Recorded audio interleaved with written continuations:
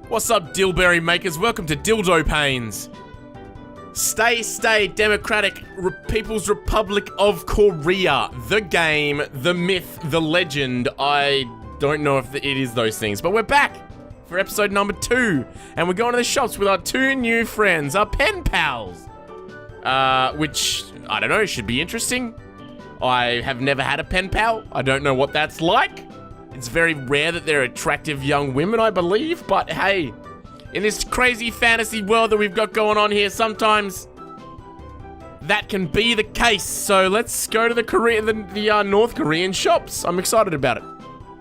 What I've noticed is that we really aren't in the city, more like the outskirts. Okay, so we went to a marketplace. We're not in the city. Okay, we aren't actually in Pyongyang, are we? No, our barracks on the outside of the city proper. We were going in to visit the city instead of staying in the city. I thought all visitors were supposed to be in the city.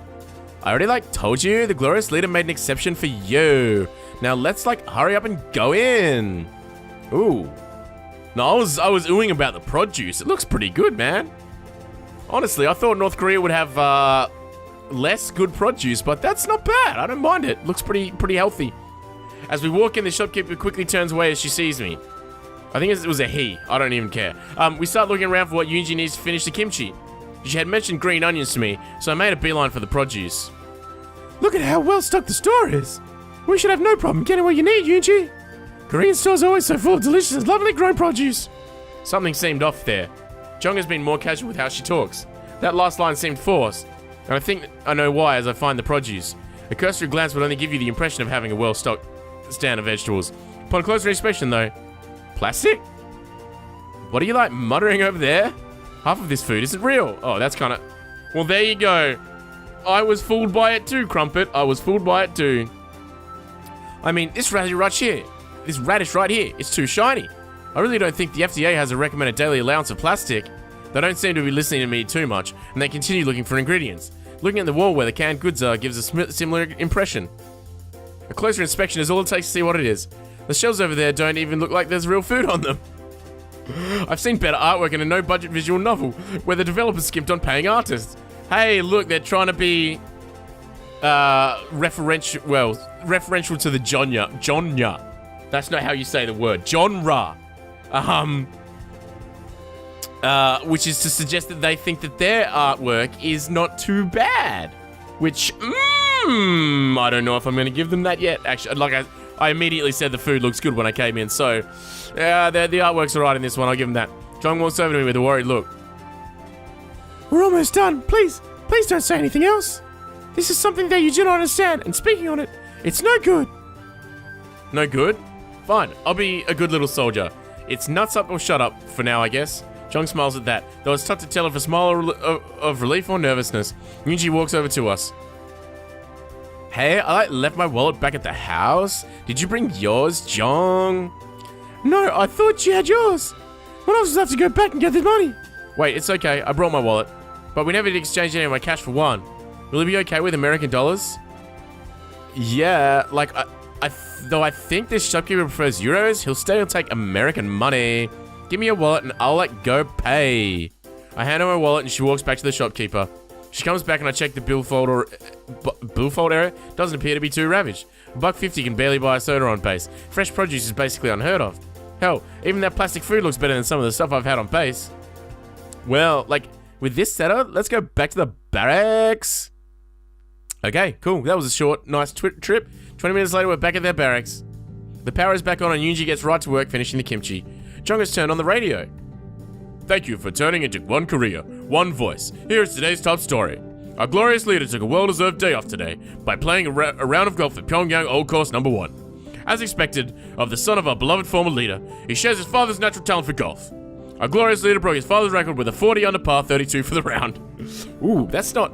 I mean, honestly, as far as glorious leaders go, I would think a 50 or 60 under par is probably par. To use a golf term to as a metaphor? I don't know. Anyway, just to make things more confusing, which is apparently what I'm trying to do. Anyway, let's just fucking keep doing the radio thing, because I'm kind of just talking absolute fucking gibberish. Included in his round was a streak of 9 holes in 1. 9 holes in 1. If you get 9 holes in 1, how did you get a 32? You got 23 on the back 9.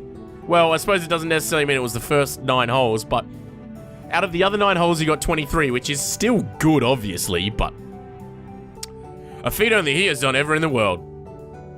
Guess the glorious leader missed his true calling of dominating the world tour of professional golfers. Dinner is ready! Jung turns off the radio as we both walk over to the dining table. Dinner does look good. Yoonji has made a traditional kimchi, along with a kongbap. Ooh, kongbap. I don't know what that is, but I would like to eat it. Southerners would call it beans and rice. That's less cool than I was thinking it was. Wow, this looks delicious, Yoonji. She blushes a little at my praise. It's really kind of cute. Well then, oh, god damn it. I'm gonna try and get this out. It's a duck iomasu. Okay, that wasn't that bad. It wasn't that close either, but whatever. Wait, what was that? You know, itadaka kimasu. That thing said before every meal. Something about, I take this food, thanks for making it, right? Idiot. You're mixing your Asian countries. That's Japanese. In Korea would be, Jalma getsamnida. Jalma getsamnida. Okay. And honestly, we don't do that very often. Often? Try it. Fuck, wrong person. Often? Try it all. It gets annoying hearing that before every meal. Can I at least say it once? I'd rather you not pick up that habit. Just say thanks and eat. Well, thanks, Yoonji. Yeah, that's actually a good point. Why the fuck would... I don't like saying shit before meals. And, like, if anyone's out there who is, like, religious or whatever and they say grace and that kind of thing, I got no issues with your beliefs and stuff.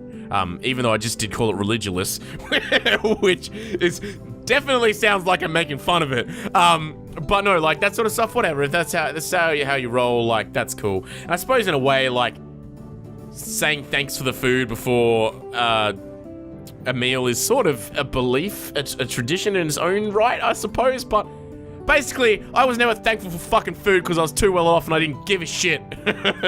That's basically that's my story. Yeah, now, yeah, I'm a wholly unlikable person. Basically, that's what I'm trying to say. Anyway, the rest of the meal is eaten in silence, but the food is pretty good. Yoonji can definitely cook. Afterwards, I help clear the table and wash the dishes. The girls protest a little, but seem grateful in the end. It's getting late though. I think it's time to turn in for the night. Tomorrow we'll present you with some places to go, and Ross will escort you there. Just one of you, why not both? 3 is a crowd. Plus, like, one of us has to clean up around here some, and maybe go to the store to pick up a sleeping mat. Sorry again about the bedroom. I'll try and get some rest, but I'm pretty excited for tomorrow. Yes, I am as well, but we do need rest. Good night, Jong. Good night, Yoonji. Sweet dreams. Sweet dreams. Okay, I don't know how that second part was. I did the first voice as Jong, and then apparently Yoonji was I don't know how that happened, but anyway. They both leave the room, but Yoonji pops her head back in quickly. Oh yeah, it's Thursday. We have artillery drills tonight. Don't let it scare you. She snickers. Oh yeah, I'll be... Wait, what? Shawita Doremo. Her English really is terrible.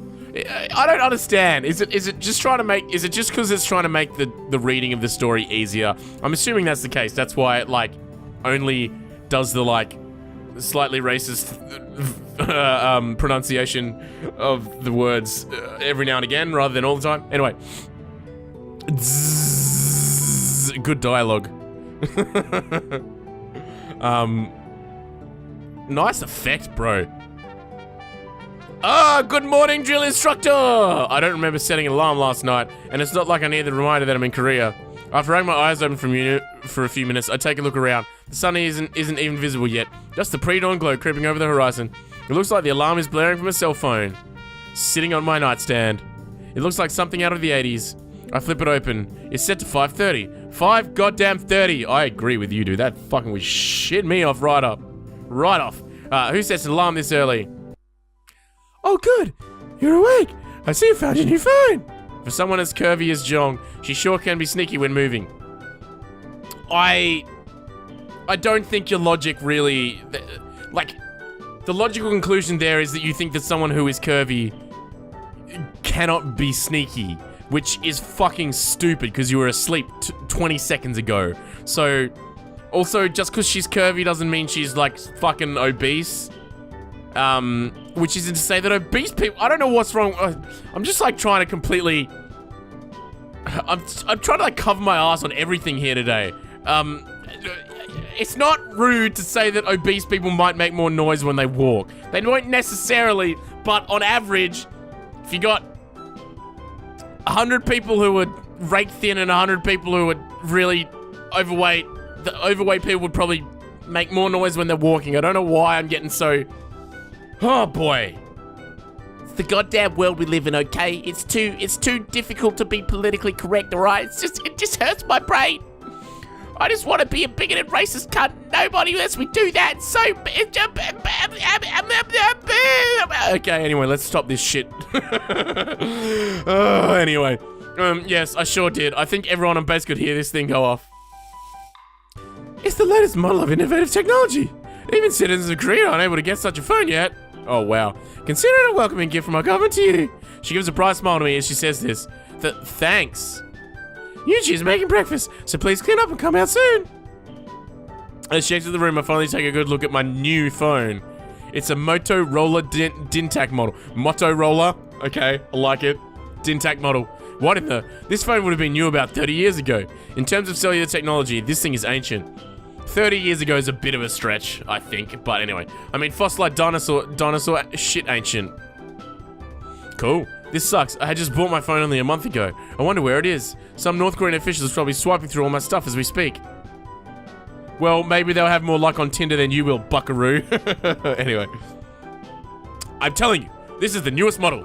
Sleek, black casing, and the 64 gig memory model. Nice. 64 gigs is pretty good. I don't know, that's really not bad. Oh, is this his good phone?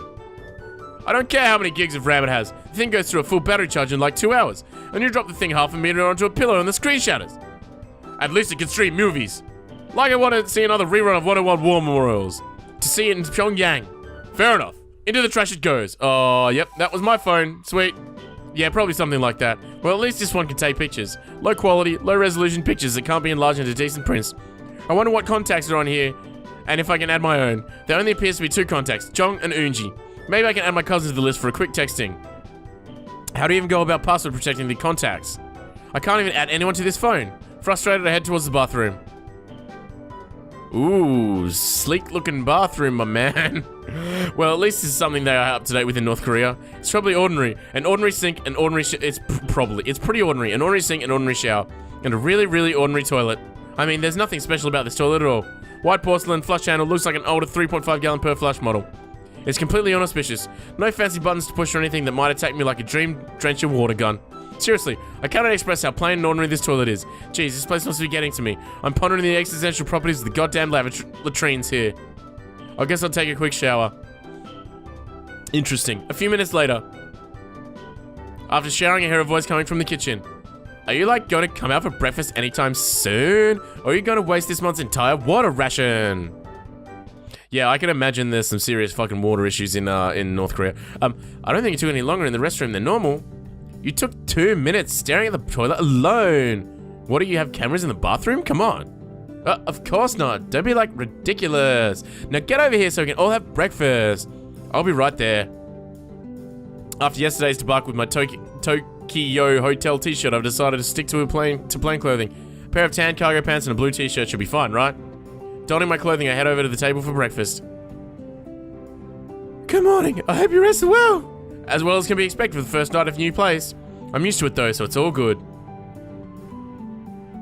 So glad to hear it. Your seat is like at the end, if you'd be so kind, so we can serve you. Thanks, I'm looking forward to it. The 2 girls will be sitting on either side of me.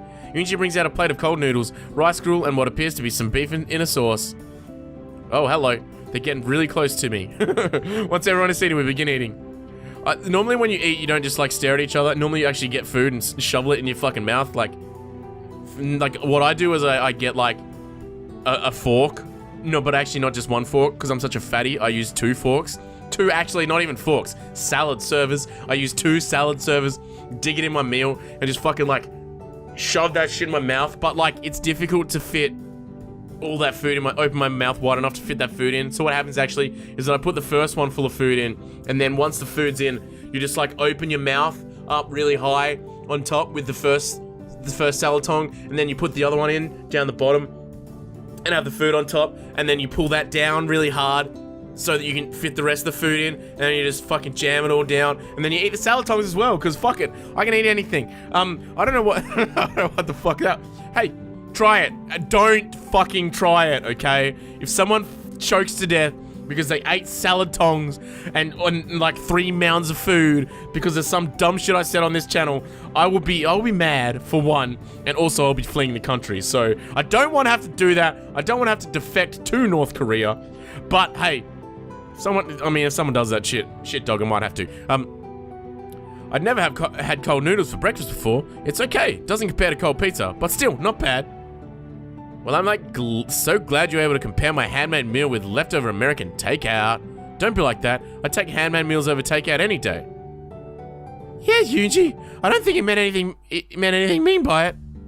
Humph. Whatever. We finish eating. I help clean up the dishes despite their protests. I feel bad. Letting you clean up after breakfast alone. You're our guest. You should be relaxing. It's okay, really. I'm used to KP duty. I remember this one time. Oh man, Gunny was so pissed. He had me cutting potatoes all night. After like hour 4, I was so in the zone, I swear to God, I almost peeled a grenade that fell in the box. Besides, the quicker you both get done, the quicker we get out and explore. Oh, Westerners so forgetful. We told you yesterday that only one of us could go with you each day. One of us has to stay behind in case the glorious leader calls and needs us. Oops, sorry, I missed the mouse click. I could have just got away with it if I didn't say something as well, so fuck me, right? Right, sorry, I had forgotten. We have a list of potential places you're allowed to visit here. Each day you can pick an area and one of us will accompany you there. How will you know who gets to go? I don't have to pick between the two of you, do I? Because seriously, I don't want to hurt anyone's feelings here. You don't have to worry about a thing. We each have our own areas that we know more about than each other. So whichever area you select, the one more suited for taking you there will go with you. I guess that makes sense. Great. Can we, like, quit with the tutorial now and pick a date place already? Hey! This game doesn't really have a tutorial, obviously, but, did you just say date place? Is that, like, not correct? Yeah, let me look at that map. Certainly. Here you go. Jong hands me a piece of paper. It's in a pretty rough shape. Oh, wow. It is pretty rough. I didn't realize I'd have to fill out a ditto sheet while on vacation. What are you, like, blabbering on about now? I'm commenting on this pitiful excuse for a map you've given me. It looks like something in elementary school with no funding for a decent photocopy you would print. I like to have you know that map was printed by the prestigious brigade of Korean cartographers, using the finest machines and printing technology. If you say so, shut up and pick a date location already. So I'm assuming that we're actually getting dates and he doesn't realize that he's whatever, he's gonna do that. Fuck, I don't, yeah, words, they work. China, not evil. Good to hear. Not Pyongyang. Not Pyongyang. Pyongyang, not Pyongyang. Dubai, cabbage, salt, bullets, right. Was this like on the map before they got it, or have they been doodling on the map? Also not Pyongyang. Like, Paektu. No go to Nippon, okay? I'm evil this way, right? Bikini Spritzy. Spritz here? I don't know. Bikini Spritz here, I think. That's what it says. We will liberate you. Wall, you shall not pass. Evil, occupied Korea. Okay. Alright, where do we want to go? Where do we want to go? Pueblo? Ooh, that sounds kind of Spanish. We go Pueblo. Kaesong, Mansudae, Yankagdo, and Runga Pibiji. Yeah, let's go Pueblo. I like Pueblo. Oh, you can choose which girl to go with. Ooh, okay. Whatever. Yoonji, she seems annoying, but whatever, we'll do it. Hidden amongst all the Korean named places stands a very, very odd name place in East Asia. I agree. I've got to see what's behind this. I'm curious as to how a place called Pueblo ended up on a map of Korea. I was like, is it Pablo? No, it's not Pablo. Pueblo. Care to explain? I can, like, do better than that. I can show you. Get dressed and we'll go there. I never actually said I wanted to go there. Too late. No back takes. We're going and that's final. That's take backs. And I can't take anything back because I didn't ask in the first place. You may as well give up. Going to Pueblo is one of Unji's favorite tour destinations. If you don't go willingly, she'll just drag you there anyway. Can you give me the gist of what's there at least? It may be better to just let you see for yourself. I don't want to spoil Unji's fun. Unji has fun outside of picking on me and tormenting her comrades. Of course she does. She also torments me. That's not tormenting, Jong. That's sisterly affection. Oh, they're sisters. Rightio. Did not know that. Stealing my clothes in town from the base shower room and forcing me to chase you is not showing affection. I've only done that once. No, you've done that 11 times, and it wasn't funny or cute even once. I'd beg to differ on the cute part. See, even the American over here thinks that it would be funny. No, he said cute, which means his mind is thinking something rather dirty. Yeah, good. Okay, guilty as charged, Comrade Commissioner. Bold step. I'm glad we're getting there. Haha, like very funny. If you sassed your commander in the Korean People's Army, you'd be shot. She's always so sarcastic. I'm not sure if she's sarcastic, dude. I think she's legit. What? Even my humor isn't bad enough to get me shot. I like to suggest you try it while we're out today and see where it gets you. Anyway, go get dressed while I call the driver. Ma'am, yes, ma'am. Alright, so we're going to Pueblo. Well, time to take a quick shower and get dressed so that I can see what this big surprise is all about. Didn't you just take a shower? I thought she complained that you took a shower for too long before. Who showers because they had breakfast? Did you soil yourself? Did you get cold noodles all over yourself? Just like, maybe you did try and eat it with the fucking two salad tongs. Maybe you try to eat it like that. Jesus Christ. Anyway, got food all over yourself. It's time to take a shower. Yes. Yeah, let's go to Pueblo. If you and G are excited about it, then I'm both curious and scared at the same time. Alright. Showered and clothed? Check. Wallet? Check. Cell phone? Damn it. I'm as ready as I'll ever be then.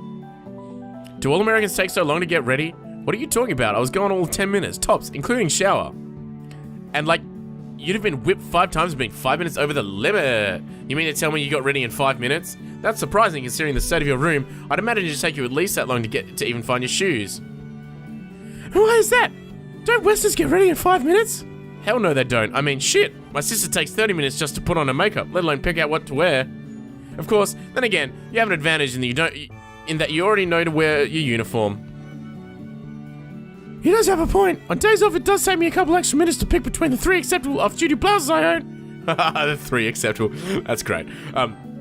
Yeah, you're pretty annoying that way, but still, 5 minutes? That doesn't seem... Stop wasting time. The driver is waiting. And with that, Yunji grasps my hand full force and drags me out the front door. What is it with these girls dragging me by the hand? Though I guess it beats her barking orders at me. Stop dragging your toes. 1, 2, 1, 2. Alright, cool car again. I like it. It's like she can read my mind. Scary, I tell you. Once outside, I can see the car waiting. The driver's watching our approach, and I'm pretty sure he's snickering at Yunji, dragging me around like an overstuffed rucksack. I can walk on my own, you know. Perhaps, but like you don't seem capable of doing it in a timely manner. Sometimes it's just not worth arguing with Yunji. I give her the raised eyebrow salute before hopping into the familiar backseat of the car. To Pueblo, driver. The driver grunts in response as he starts the engine up. You know, it wouldn't kill you to say please to the poor guy. He does have to drive us to our destination and then sit around in the car until we get back. Not necessarily. Glorious leader might call for him in the in between. Anyway, he is like a subordinate. It is not necessary to show courtesy to a subordinate. They might start like expecting it or something. If you start doing that, you do realize that you're not showing courtesy to the man who could literally drive us off a cliff or something, right? For Peach's sake, if it'll make you happy, I'll thank him. Thanks for driving us, comrade. And for my effort, his response to the same damn grunt he gave before.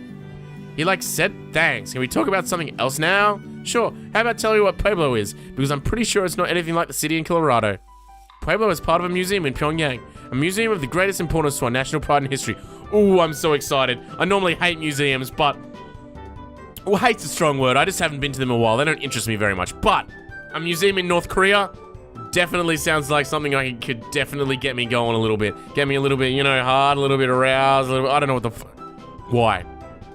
Why did my brain go there? Who would know? Someone is going to tell me one day why I'm so fucking stupid, but it's not now. That's not happening now. Sounds interesting. But why in the world would part of it be called Pueblo? That's a Spanish name, and the name of an Indian tribe in the US. Call me crazy, but I don't think your relatively sparse international ties include Spain or Indians. You like aren't crazy? We didn't name it ourselves. Well, if you didn't name it, then who did? Like, I don't know the name of the individual who named it, but I'm relatively certain he was a member of your government. I don't get it. Why would a member of our government name some part of a museum for Korea? He, like, didn't name it for us. We got it named the way it was. If you can't, like, piece it together from that, you'll understand in about 10 minutes because we're not far from our destination. Gotta piece this together. Named by someone in the American government. And it came to Korea named that way? That indicates we named it for ourselves, not for Korea's sake. Pueblo. Oh, fuck me. I think I know what this might be, and I don't like it. This museum we're going to, it wouldn't happen to be related to military operations, would it? Why, yes! Like, you seem to be making progress. We're going to the Pyongyang Victorious War Museum. There's really only one branch of the United States military that places such pomp and circumstance on naming individual vessels. You're taking me to see a Navy ship, the USS Pueblo to be precise. Maybe you like aren't as dumb as I thought. You're precisely correct. The USS Pueblo serves as a symbol of one of our country's greatest victories over capitalist oppression. Well, maybe I can let some of my seaman buddy... Sorry, I apologize. I know I should be mature enough to not laugh at the word seaman when it's in relation to seafaring folk. But, as you can tell, I am not mature enough, so we shall carry on. No, it's faring in captivity. Stop whining. The only reason we haven't, like, scrapped it is because it's still commissioned. Wait, so the Navy still hasn't decommissioned the ship? I mean, if this was some recent incident, I'd have heard about it. This ship must be pretty old. Why bother keeping a commission on it? I, like, don't know why. At one point, there was discussion of returning the ship to your country, but those talks fell through. Good luck trying to give it back when it's been turned into a museum. Who says I, like, want our country to give it back? Suddenly, I'm really not looking forward to this excursion. Anyway, I guess I get to see your country's side of the events. The true side, yes. The rest of the short car ride is complete in silence, so I'd say it was only comfortable silence for Yunji.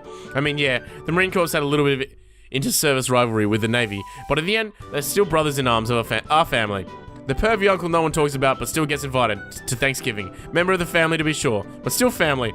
It's a bit rough to the Navy, but okay. So I'm just a bit pissed that one of their ships is being floated in some dumpy North Korean harbor as a tourist trap. Possibly a little trap at that. This is not going to be an easy excursion. As I'm trying to figure out my marching orders for this date, my thoughts are scattered, and suddenly I'm yanked from the car.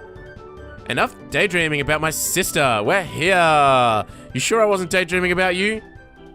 That made her blush. Good. Why did you go and say something stupid like that? Of course you're dreaming of Jong. All guys do that. Okay, so we're getting personality now. And oh, Yoonji, she's sad because Jong's the popular one. Because there's no way that two sisters could ever be both happy with life and both get hit on if they're both beautiful. There always has to be one that's fuck, I don't know. Of course you're dreaming of Jong. All like guys do that. They like never even look at me. You wouldn't happen to be jealous of Jong, would you? No, that couldn't be it. Of course she's not jealous of Jong. Jesus Christ. Of course not. I don't even care about... As fun as this is, I do feel a little bad for Yoonji. I should try and cheer her up some. It's obvious she has trouble connecting with people. Relax, Yoonji. I wasn't daydreaming of Jong. Or even you. Believe it or not, guys do think of other things than girls from time to time. I don't. That's fucking bullshit. I don't. That's all I think about. Again... there is precedent for me being the most terrible person alive, so... But yeah, I don't know why I say these things about myself on a fucking a live show. Fucking hell, what am I talking about? On a recorded show that anybody, any female ever, could come and, well, maybe that's the trick. That's the ticket, is that no girl is ever gonna watch this shit. So, I suppose... I'm lucky that no one will ever know how much of a gross fucking human being I am. Well, except the dudes watching this. How you going, dudes? Anyway, fuck am I talking about? Is that like true? Of course, sometimes I think about food too. I hate you. I don't believe you. You're too cute to truly hate anyone. So are we going to the museum or directly to the ship? I promise you the Pueblo, so we'll go there first. She grabs my hand and starts leading me towards the harbor off the Botong River. Sure enough, there's an old Navy ship moored there. However, it doesn't look like much of a combat vessel. Even a Marine like myself can tell that the ship lacks any modern equipment, and seems to only be armed with two Medusas? Browning? Okay, I don't understand any of this. With two Medusas, Browning 50 caliber machine guns in polite company. Impressive feat capturing a Navy ship. I suppose capturing a combat ship from the second best Navy in the world is sort of an accomplishment. Hate to rain on your poop deck. Yeah, I love poop deck. I'm glad they used that. That's my favorite. Hate to rain on your poop deck, but that's not a combat ship. And just how would you know, Mr. Army Ranger boy? First, I'm not a ranger, and I'm not even in the army. Secondly, look at some of the decks. They're too low. Get into close combat and the ship could be boarded easily, and the weaponry appears defensive at best. Well then, if not for combat, what was this, like, ship used for? I can't say for certain, but giving a guess, I'd say it started out as a supply or cargo ship. The low decks would serve well for tossing stuff out on and off. That's like ridiculous. Why would a supply ship be stationed anywhere near Korean waters? I don't know, when was it captured? January of like 1968. Now it makes sense. That's close to the Vietnam War era. A ship like this would be adequate for reconnaissance missions. So it was like meant to be a spy ship after all. Damn, I'd hope that was just a rumor. Afraid not. If it was caught in the Pacific around Japan or Korea in 1968, it was likely attempting to gain info from radio frequencies. It wasn't like Japan. The American ship clearly violated Korean waters. You'll like see when we get to the gallery. Before long, we're taking on board the Pueblo. While entering, I have to admit that they've kept the boat in pretty decent shape. They didn't repair any of the damage from the gunfire, but the outside is clean and the decks appear okay. I guess it could have been worse. Seems you kept this ship in decent shape. Of course we did. It wouldn't be much of a museum if it was in bad condition. As she drones on a bit about how the utmost care was taken by the Korean Navy to keep the ship in tip-top shape, I head over to the starboard side, which faces the water. Looking over gives a stark contrast to the clean facade one gets entering the ship. The starboard side is rusting over and shows no signs of repair in ages. Not even a coat of paint to try and hide the contempt the Koreans feel for the vessel. Bastards. Hey Yoonji, your Navy does know there are two sides to a ship, right? Like, of course they do. Even I know that. Port and starboard. What about it? Your port side looks fine, but it doesn't look like you've touched the starboard side since you acquired the ship. No one ever looks over there anyway. Leave it to you to be the one person to walk over and check the side no one cares about. Come on now. You said this was a symbol of one of your country's greatest victories. Couldn't you put a little effort in preserving it if it's so damn important? Nope. Can't be bothered. Front looks good. Inside is fine. Who cares about the backside? You just offended... you just offended arse men everywhere. Okay. That was interesting. Whatever, fuck you, arse man. I'm a boob guy. So fuck the arse man.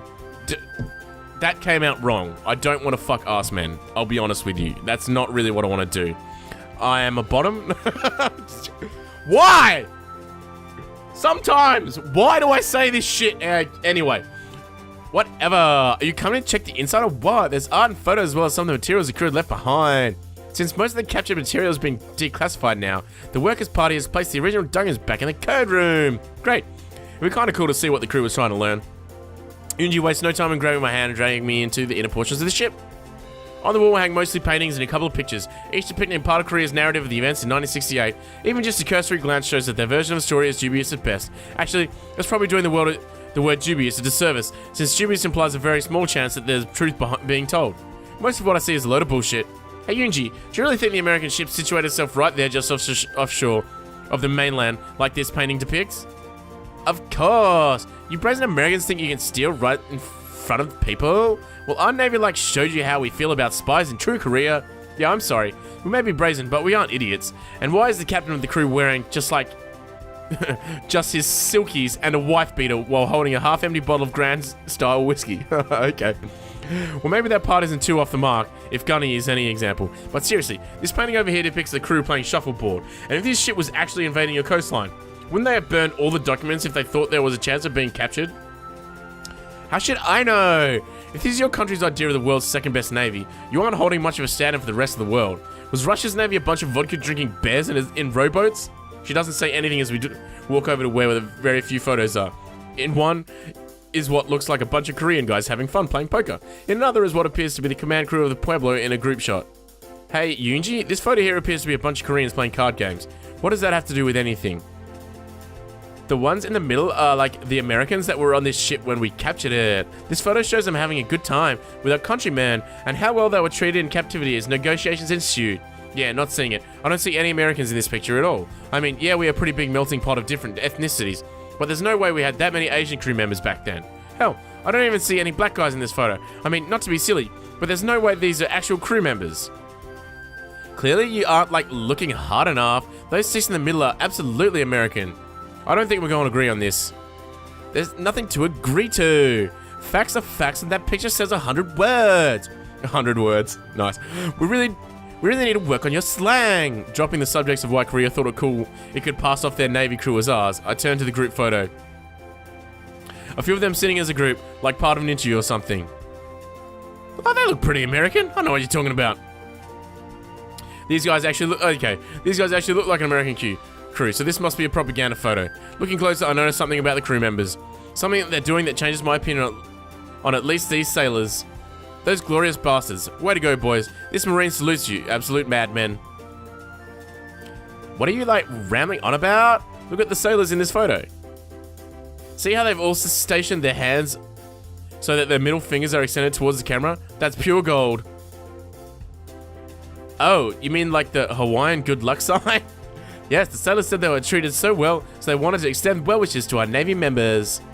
After all, they knew what they did was wrong, but it wasn't their fault. Orders are orders, right?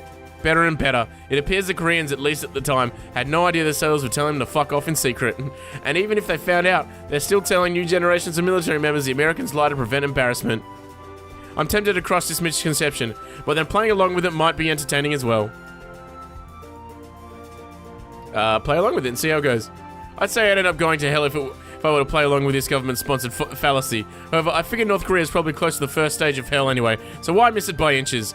It's been a long time since that hand gesture was used by Americans, but back during the 60s and 70s, it was really popular. Maybe I, like, misjudged you Americans. I mean, it couldn't have been pleasant for the sailors to be stuck in a foreign land for months on end, but they made the best of it and even offered good wishes to their hosts. Right. Anyway, hand signals have been pretty popular at different times in American history. It's well known that Ben Franklin gave the first thumbs up after he was made Postmaster General of the United States. Postmaster General.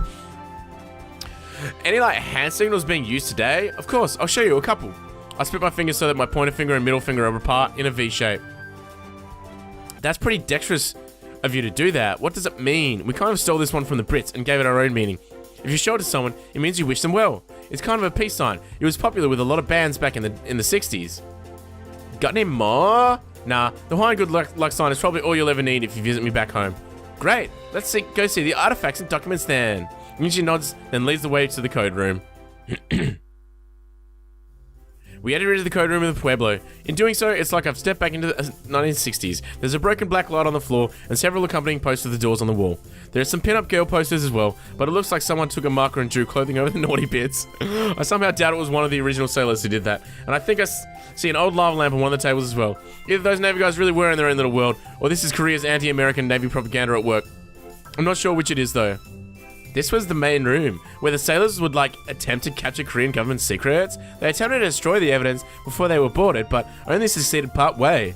What was seized by our sailors was, like, taken and immediately put into the vault. And has only just been released to place back in here for viewing. It's, like, over on the counter there? Great, guess I'll take a look and see what our boys were trying to find out back in 1968. I head over to where Yunji pointed and start rifling through a small pile of documents and binders. There really doesn't appear to be anything too incriminating upon first glance. Mostly coordinates of where the ship was at, what time and date, various data on the sea and wind conditions. There's a small amount of data on the original leader included, but nothing that likely wasn't already public knowledge. Okay, maybe the scribble about him having a pathetically small Johnson wasn't public knowledge, but I'm guessing a sailor wrote that and before getting captured as a bit of defiance. There's also a familiar looking green binder. It's old and discolored, but it's definitely something you could pick up at the post exchange. Guess they haven't updated that model in a few decades or so. I wonder what's inside. Flipping through, I can't help but laugh. I'm like not sure why you find material of your country spying on us funny. Care to tell me what you find amusing? This binder doesn't have anything to do with Korea at all. She comes over and takes a look at the contents. Of course it does. Of course it is. Look at all these X's and O's and diagrams. Clearly this is a war journal that the Navy intended to use to attack Korea. Yeah, football, of course. More like this is a war journal that the United States Army intended to use to attack the United States Navy. I don't understand what you mean. Why would your army attack your Navy? This war journal is an Army playbook from the 1967 football team. No wonder Navy won that year. They had the playbook and could formulate a defense against Army's offense. You like me to tell me there's a dumb playbook for your lame American version of football? Pretty much. Guess it's one way to hide the theft. Stick the playbook on a ship out in the Pacific. You could probably get a small fortune from selling this to a collector. This place is starting to lose some of its luster. Can we, like, go home soon? I meander around a little bit more, but there's nothing here that's all that damning. I probably could have done without having seen a crew member's molding silkies in one of the glass cases, though. We did get a late start. How soon will the driver be here? I'll text him and find out. She does so, and a few minutes later, her phone vibrates in response. He said it would be about 30 minutes. I gotta say something, but my stomach rumbles before I get any words out. It sounds like you're hungry. Yeah, I guess so. Anyway, we can grab some grub around here. There's like a meat on a stick cart outside where we arrive. It's not seasoned all that well, but it's cooked properly and should tide us over until we get home. Lead the way, Yoonji. Alright, so we have done a American ship. Oh, we've had a bit of a date with Yoonji so far. I feel like we've been a bit mean to her. Making her not love her ship museum as much because we're talking shit like about American stuff that we apparently know about. Of course we know how to foosball. But yeah, I think what I will do is we're going to call this an episode. And we'll go have some chow with Yoonji in the next one. I cannot wait to see you there. I'm having some serious troubles with intestinal gas, stomach, whatever. I don't know why I explained that. Again, I could just end the episode and not tell you about the disgusting things that my body does. But, you know, as is my want, we're gonna friggin' just gross everybody out. Anyway. Thank you for watching the episode. I will see you in the next one. Thank you very much. Did I just say thank you again? Fucking see ya. Bye. Love ya.